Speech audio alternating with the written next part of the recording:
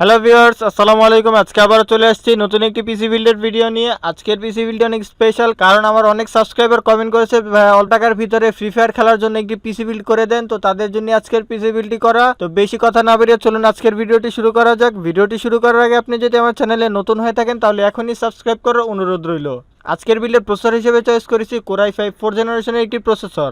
Base frequency speed হলো 3.2 gigahertz এবং up to 3.6 gigahertz এবং এই প্রসেসরটির ক্যাশ হলো 6 এমবি এবং এই প্রসেসরটি 4 কোর 4 থ্রেডের একটি প্রসেসর। এই প্রসেসরটিতে ইন্টেল 4400 গ্রাফিক্স রয়েছে এবং মাদারবোর্ড হিসেবে চয়েস করেছি গিগাবাইট ব্র্যান্ডের 821 একটি মাদারবোর্ড। এই মাদারবোর্ডে দুটি র্যাম স্টিক স্লট রয়েছে। প্রত্যেকটি র্যাম স্টিক স্লটে DDR3 1600 বাসের র্যাম সাপোর্ট করবে। প্রত্যেকটি স্টিকে 8GB করে 16GB পর্যন্ত র্যাম সাপোর্ট করবে এবং এই মাদারবোর্ডটিতে একটি PCI 16 স্লট রয়েছে এবং এই পিসি বিল্ডটিতে একটি গেমিং র্যাম ব্যবহার করা হয়েছে। যেহেতু আপনারা গেম খেলবেন সেই দিকটি বিবেচনা রেখে একটি ভালো মানের র্যাম ব্যবহার করা হয়েছে। র্যামটি হলো HyperX Fury 8GB DDR3 এর একটি র্যাম। স্টোরেজ হিসেবে রামাস্তা ব্র্যান্ডের 128GB একটি SSD ব্যবহার করা হয়েছে। এই SSD রিড স্পিড হলো 550 Mbps এবং রাইট স্পিড হলো 180 Mbps। সর্বশেষ থাকে ক্যাসিং হিসেবে চয়েস করেছি ভ্যালুটপ ব্র্যান্ডের ভ্যালুটপ VT M200 মিড টাওয়ার একটি ক্যাসিং। এই ক্যাসিংটি নেওয়ার একটি উদ্দেশ্য হলো এই ক্যাসিংটিতে বিল্ট ইন একটি পাওয়ার সাপ্লাই রয়েছে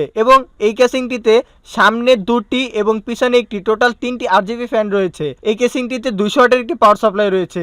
যা সিস্টেম রয়েছে এই সিস্টেমে 200 ওয়াটের উপরে প্রয়োজন পড়ে না বিধায় আমি এক্সট্রা টাকা খরচ করে আলাদা একটি পাওয়ার সাপ্লাই নিয়ে নেই। তো ভিউয়ার্স, আজকে ছিল এই পর্যন্তই। দেখা হচ্ছে নেক্সট কোনো পিসি বিল্ডে। ততক্ষণ সবাই ভালো থাকুন, সুস্থ থাকুন এবং আপনাদের কত টাকার পিসি বিল্ডের ভিডিও চাই তা কমেন্ট করে জানান, তাহলে আমি সেরকম পিসি বিল্ডের ভিডিও বানাবো।